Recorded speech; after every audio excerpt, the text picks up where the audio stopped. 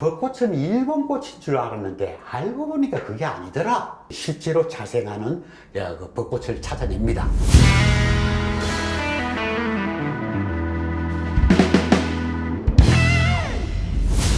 오늘은 벚꽃에 대해서 조금 얘기를 해보도록 하겠습니다.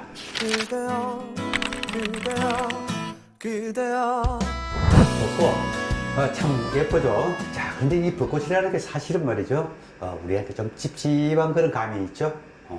왜냐하면 일본의 꽃, 또 어떻게 보면은 일본 제국주의, 우리 식민지 시절, 일제강점기 시절하고 연관이 되기 때문에 해방되고 나서는 이제 벚꽃이 많이 좀 막 베어지고 막 사라지고 그랬어요.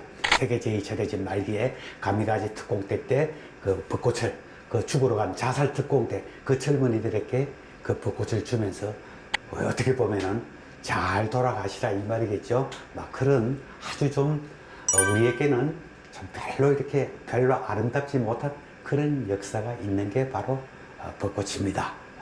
자, 그러면 우리나라에 어떻게 해서 저 벚꽃이 이렇게 요새도 이제 많이 피지만은 벚꽃이 이렇게 되는가? 아마 그건 처음에 진해하고 관련이 있습니다. 1905년에 러일 전쟁하고 큰 관계가 있습니다. 러일 전쟁. 그 전에는 우리나라에서 그렇게 벚꽃이 이렇게 피고 그러지는 않았어요.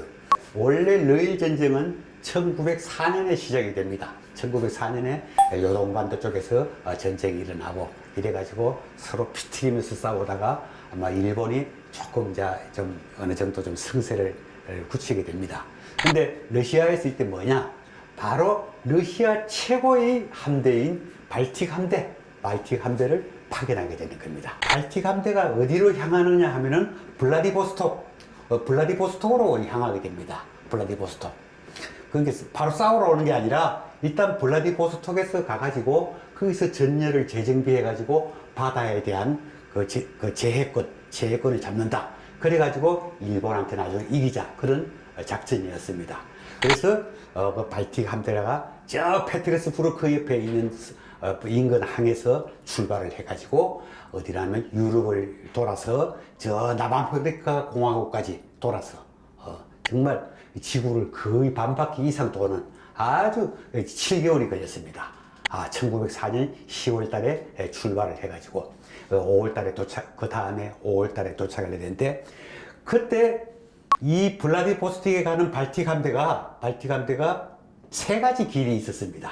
자, 과연 발틱 함대가 이쪽으로, 스시마가 여기 있습니다. 스시마가 있죠. 대마도가 있죠. 이쪽으로 갈 것인지, 아니면은 일본을 돌아가지고 그 스가루 해협, 그러니까 일본 본토와 홋카이도 사이에 있는 그 해협을 통해서 갈 것이냐.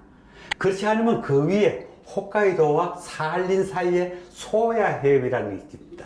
그쪽을 통해서 갔냐. 그 세 가지 길밖에 없어요. 블라디보스톡을 가려면은. 그런데 그때 바로 도고 헤이하치로 제독은 판단을 어떻게 하느냐면 틀림없이 일이 지나갈 것이다. 그래서 일이 지나갈 것이다라고 예측을 하고는 바로 진해에 숨어 있었던 겁니다. 진해 쪽에서. 거기서 아주 숨죽이듯이 그 함대를 이끌고 숨어 있었어요. 왜냐하면 블라디보스톡 도착하기 전에 그냥 쳐서 없앤다. 이런 작전이었죠. 그런데 이제 여기서 이제 7개월 동안 몰고 가지고 결국 그 예측은 맞았던 겁니다. 결국은 우리나라 대한 해협을 건너가게 됩니다. 그때가 1905년 5월 말입니다. 그걸 갖다 스시마 동쪽으로 지나갔어요. 동쪽으로 지나가다가 일본 그 연합함대에 들켰죠. 그래서 거기서 전쟁이 벌어지는 겁니다. 그런데 그 발틱 함대는 그냥 7개월을 아주 죽을 듯 살듯 돌아온 거예요. 굉장히 피곤해 있었죠. 피곤해 있었고, 아주 그야말로, 정말 그 이틀 동안의 전쟁에서 그야말로 아주 박살이 나게 됩니다. 대패를 하게 됩니다. 제독 르스토벤스키도 아마 포로가 됩니다. 자, 그래가지고 도고 헤이하치로 제독은 이 진해에다가 가장 그 기념으로 벚꽃을 심게 되는 겁니다. 거기다가 스시마 해전 승리 기념탑도 세우고요. 진해가 막 제황산이라고 있습니다. 제황산 꼭대기에 승리 기념탑도 세우고 뭐 그렇게 합니다. 그 조그마한 일본이 러시아를 함대하고 붙어가지고 아주 그냥 대승을 거뒀다. 세계를 깜짝 놀라게 만들면서 아주 일본은 아주 유리한 위치에 있게 되면서, 그런데 그러면서 사실 우리 대한제국, 우리 조선, 우리 대한제국은 저주의 전주곡이 됩니다. 바로 일본한테 이제 먹혀드는 그런 경우가 되죠. 그때 진해가 드디어 그 벚꽃이 왕창 피게 되는 겁니다. 자, 근데 그 해가 바로 을사년입니다. 여기서부터 이제 우리 대한제국은 비극이 시작되기 시작하는 겁니다. 자, 그때가 5월달이었습니다. 러일 전쟁이 이겼습니다. 그리고 7월달에 바로 카스라 테프트 밀약이 이뤄집니다. 한국은 일본이 어떻게 할게, 필리핀은 미국이 어떻게 할게, 그래서 밀약입니다. 그 다음 9월달에 바로 드디어 포츠머드 조약이라고 있습니다. 포츠머드. 이게 뭐냐면 러일 전쟁에서 이 서로 간에 그 조약을 맺어라. 중재를 하라. 그래가지고 미국의 테오도르 루스벨트라는 그 대통령이 그 중재를 맡게 됩니다. 중재를 맡아서 포츠머드 조약을 맺으면서 러시아 제국은 일본이 대한제국에 대해 관리 감독 보호 조치를 할 수 있음을 승인한다. 그러니까 조금 간단히 말하면은, 그래, 한국은 대한제국은 일본이 어떻게 해라, 그렇게 되는 겁니다. 그래서 테오도르 루스벨트 대통령은 그 다음에 그 포츠모드 조약 맺고 그 중재를 잘했더래 가지고 노벨 평화상을 받습니다. 참 어떻게 보면 그 노벨 평화상이라는 게 참 우리한테는 별로 그렇게 이렇게 즐겁게 들리지는 않는 거죠. 그래가지고 결국 바로 뭐냐, 11월 달에, 그해 11월 달에 드디어 을사보호조약, 요새 우리는 을사늑약이라 그러죠. 을사늑약이 맺어지면서 우리 한국은 외교권을 박탈당합니다. 러일 전쟁, 그 다음 주 벚꽃과 아주 직접적인 서로 연관을 맺게 됩니다.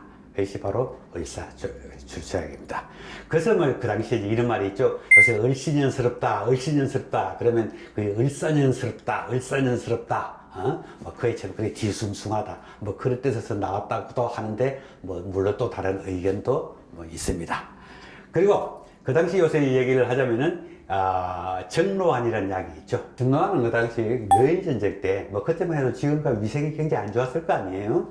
그 러일 전쟁 때 구인들이 그렇게 배탈이 많이 나고 설사도 하고요. 그 다음에 그 장티푸스라 그래요. 그 병이 많았습니다. 물도 자꾸 바뀌고 또 물의 수질도 좋지 않고 이러다 보니까. 근데 그때 이제 일본에서 그때 만들어낸 게 그게 이제 바로 그 약입니다. 정로환이라는 알약이에요. 그래서 그거로서 그 많은 병사들이 병을 고쳤다고 합니다. 러시아를 정복하는 알약이다. 여튼 뭐 그렇게 돼가지고 바로 진해에 벚꽃이 휘날리게 되는 뭐 그런 경우가 됩니다. 자, 그럴 때 이제 그 해방이 되고 나서는 진해는 바로 그냥 막 이게 바로 일본 제국주의와 관련이 된다 이래가지고 그걸 뽑아내고 막 패고 막 그랬습니다. 뭐 그랬습니다. 한때는. 또 우리나라에 이제 진해에서 벚꽃이 어디로 오느냐, 창경궁, 지금의 창경궁과 관계가 됩니다. 지금 창경궁이에요. 자, 창경궁은 원래 창경궁입니다. 궁전입니다. 창경궁전인데, 그때 일본에서 뭐냐면은 바로 창경궁을 공원을 만들어 버려요. 유원지를. 왜? 의도가 뭐냐? 겉으로 드러나는 거는 순종 황제. 그 당시 순종 황제가 걱정도 많고 근심도 너무 많겠다. 그래서 순종 황제의 마음을 달래드린다. 이렇게 해가지고 거기 동물원을 만들어 버립니다. 그러면서 1922년, 한 10몇 년 있다가는 그게 또 벚꽃을 만듭니다. 근데 그때 재미있는 이야기가 있습니다. 그때 창경원으로 이제 고치면서 그게 1909년 11월 1일 날 개원을 합니다. 이때 마침 그 창경원을 만드는데 주도적으로 노력한 사람이 누구냐면 이토 히로부미입니다. 이토 히로부미인데, 그 사실은 가서 창경원에 개원을 하면서 테이프를 끊어야 되잖아요. 테이프를 끊어야 되는데 순종 황제에 나갔지만 이토 히로부미입니까? 바로 그 며칠 전에, 그게 1909년 10월 26일 바로 하얼빈에서 안중근 의사한테 암살을 당하게 되는 겁니다. 그래서 실제로 이토 히로부미는 이 창경원을 문을 개원식에 못 오게 되는 겁니다. 이 창경원에는 1922년에 그때부터 이제 그 동물원뿐만 아니라 거기다가 아주 벚꽃을 왕창 심게 되는 겁니다. 아주 그래서 이때부터 시작해가지고 창경원의 벚꽃놀이, 특히 밤 벚꽃놀이가 아주 그냥 데이트를 치게 되는 겁니다. 그때는 그야말로 대한민국 최고의 유원지입니다. 그래서 아주 많은 사람들이 그게 가고 싶어하고, 뭐 1960년대도 그랬습니다만 계속 이렇게 그랬습니다. 그러다가 1980년대 초에 일제잔절에 청산하자 그래가지고 창경원에 있는 벚꽃은 그대로 베어지게 되는 겁니다. 없어집니다. 다 베어질 뿌립니다. 그래서 거기서 좀 남은 게 어디냐면 여의도로도 가고 그렇습니다. 여의도로도 가서 심게 되고 이제 그렇게 되는 거죠. 자, 그런데 그래서 창경원에서는 벚꽃이 완전히 없어졌습니다. 그런데 왜 지금 진해는 그래도 지금 벚꽃이 그렇게 휘날리고 진해 군항제 그래가지고 굉장히 아주 그냥 벚꽃이 아주 그야말로 대한민국 거의 최고로 갈 수 있죠. 이게 왜냐하면 1962년에 아주 어떤 사건이 생겼습니다. 일이 있었어요. 무슨 일이냐면 지금 보니까 벚꽃은 일본 꽃인 줄 알았는데 알고 보니까 그게 아니더라. 그게 알고 보니까 원래는 제주도가 원산지다. 왕벚꽃나무가 원래 제주도 원산지다. 이렇게 해가지고 1962년에 박만규라는 그 당시 국립과학관장입니다. 이 양반이 이제 그걸 주장하고 해가지고 또 그해 1962년 말에 제주도에서 실제로 자생하는 그 벚꽃을 찾아냅니다. 그런 게 있어가지고 서서히 뭐냐면 원래 벚꽃은 우리 조선 거야. 우리 한국이 원래 원산이야. 그게 건너간 거야. 그렇게 해가지고 그러면 이 벚꽃은 살아나게 됩니다. 그래서 지금 우리나라에 그나마 그래도 지금 이렇게 벚꽃이 많이 피고 또 지방자치제 이런 데서도 벚꽃길을 많이 조성을 이제 하고 그렇죠. 이 벚꽃이라는 게 참 희한한 겁니다. 이거 일본에서도 원래는 유자쿠라 개우모 무과시니 나리미 깨리 하는 유명한 하이쿠가 있습니다. 이게 뭐냐면 저에게 핀 벚꽃 오늘도 벌써 옛날이 되어버렸네 하는 흉한 하이쿠가 나타내듯이 원래 벚꽃이라는 것은 일본에서도 그야말로 인생의 덧없음, 어떤 덧없음을 나타내는 그런 꽃이었습니다. 그러다가 거기 서서히 가가지고 나중에는 뭐냐면 이 무사들이 꽃이 됐습니다. 무사들이 죽을 때 깨끗이 떨어져서 죽는다. 뭐 할복이라든가 뭐 여러 가지가 있죠.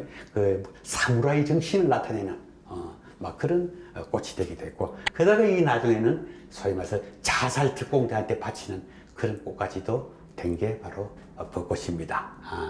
그래서 참 어떻게 보면 뭐 꽃이야 무슨 죄가 있겠습니까? 뭐 지 알아서 피고 뭐 사람들이 뭐 이쁘니까 하고, 그렇지만은 사람들은 아무리 그런 꽃이지만 역사도 있고 상징도 있고 뭐 그런 걸 따지다 보니까 이 참 벚꽃이 확 피기도 하다가 베어내기도 하다가 막 그런 꼴을 당하게 되는 겁니다. 벚꽃이라는 게. 그래서 벚꽃은 사연이 있는 꽃이죠. 오늘은 우리나라에 벚꽃이 들어오게 된 어떤 그런 얘기를 한번 드려봤습니다.